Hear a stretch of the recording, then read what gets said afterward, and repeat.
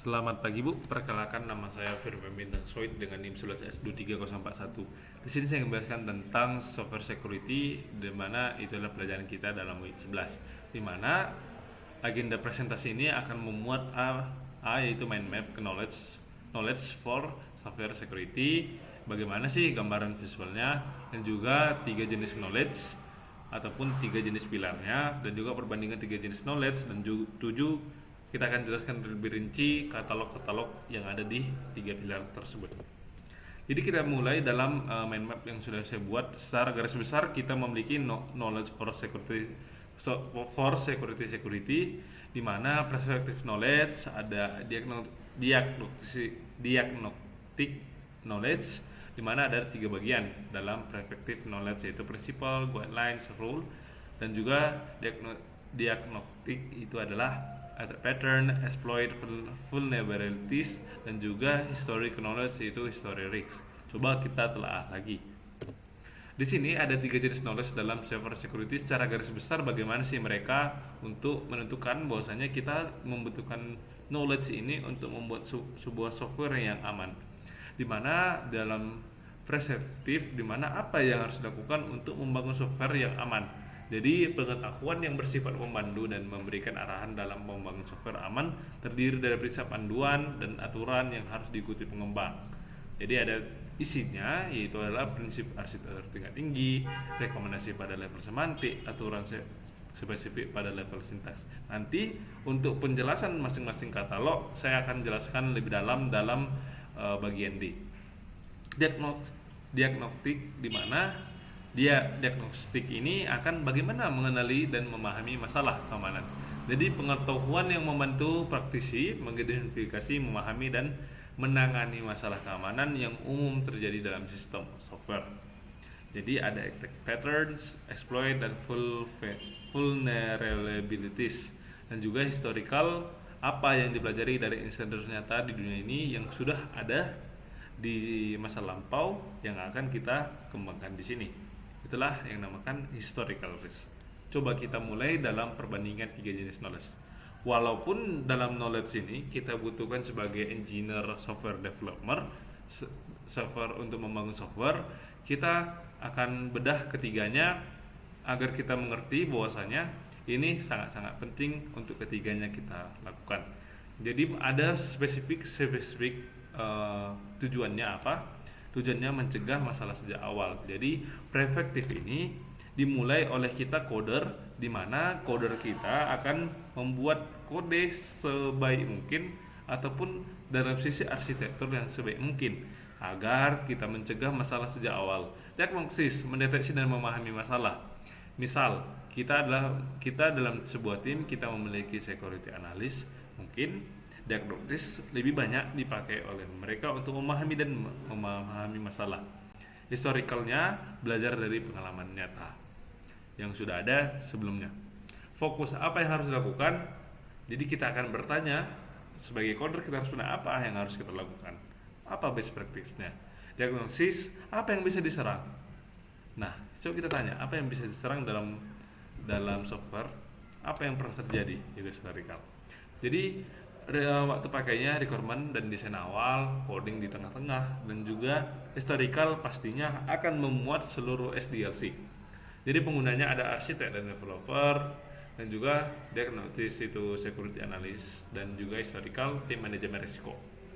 Jadi outputnya panduan desain aman, diagnosis daftar ancaman dan kerentanan, laporan risiko historis. Jadi ada beberapa tools yang contohnya yaitu security checklist, OWASP, dan juga State Analyzer, dan pentest ataupun penetration testing, CV database, incident log. Jadi 7 katalog tadi kita akan bedah lagi lebih detail bagaimana sih mereka bekerja. Contoh, dalam principle, dalam katalog 1, principle adalah pernyataan umum tentang kebijaksanaan keamanan yang berasal dari pengalaman nyata membangun sistem aman, bersifat filosofis namun tetap berakar pada praktik dunia nyata. Apa sih yang dimaksudnya dalam prinsipal ini? Dalam prinsipal ini kita tahu bahwasanya ketika kita memulai sebuah software sebagai developer, kita akan memenuhi yang namanya best practice-nya bagaimana. Jadi dalam sistem itu apa best practice untuk kita lakukan agar mencegah keamanan dari segi data, dari segi hak akses, ataupun bagaimana kita lakukannya. Jadi bisa kita lihat contoh agar lebih mengerti. Ada list privilege di mana user akan dibuat fitur seminim mungkin yang dibutuhkan dia. Jadi ketika user tidak membutuhkan fitur yang digunakan oleh orang lain, maka kita batasi hak aksesnya. Jadi sehingga data tetap aman, sehingga dalam sisi user hanya bisa mengakses apa yang ada di porsinya dia. File security, securely, di mana dalam file securely itu pastinya sistem harus tetap berada dalam kondisi aman walaupun terjadi error. Jadi misal kita akan membuat tolak akses ataupun tidak kita izinkan. Defense in depth, di mana defense in depth itu adalah pelapisan jika pelapisan kedua itu gagal. Misal ada sebuah middleware di sini, kita harus memikirkan bagaimana jika middleware ini gagal untuk menangani serangan, ada lapisan lain yang masih melindunginya dia. Economy of mechanism, rancang keamanan sedara mungkin, kompleksitas meningkat risiko kesalahan. Jadi intinya prinsip dalam katalog 1 artinya adalah dalam sisi developer bagaimana best practice untuk mengamankan dalam sisi arsitekturnya. Nah, guidelines. Jadi ini adalah rekomendasi pada level semantik ataupun lebih detail lagi dari best practice tadi dari katalog 1. Jadi misal dalam konteks tertentu, jadi ada JNE, .NET, Linux kernel. Jadi spesifik terhadap bahasa pemrogramannya ataupun framework yang digunakan. Dalam Java mungkinnya kita akan buat semua objek dalam kelas final Java kecuali ada alasan code untuk tidak melakukannya. .NET validasi semua input di server side ataupun di backend, jangan hanya mengandalkan validasi di client side. Mungkin saja penyerang bisa mengubah dalam client side. Linux, hindari penggunaan fungsi-fungsi yang tidak aman pada kernel modul seperti sprintf tanpa batas panjang. Jadi ini lebih ke bahasa pemrograman dan juga framework yang digunakan. Jadi kita melakukan lebih spesifik dari prinsipal namun abstrak dari rules. Nah, rules ini lebih dalam lagi, lebih layer lebih bawah lagi, di mana rules rekomendasi spesifik pada level sintaks. Jadi ada hal-hal berbahaya pada coding dapat diverifikasi legal scanning atau parsing otomatis pada source atau binary code, di mana ketika contohnya rule catalog Y.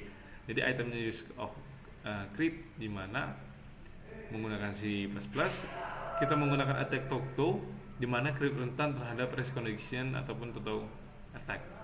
Jadi kita bisa solusinya menggunakan langkah aman untuk membuka atau membuat file. Jadi inilah penggunaan.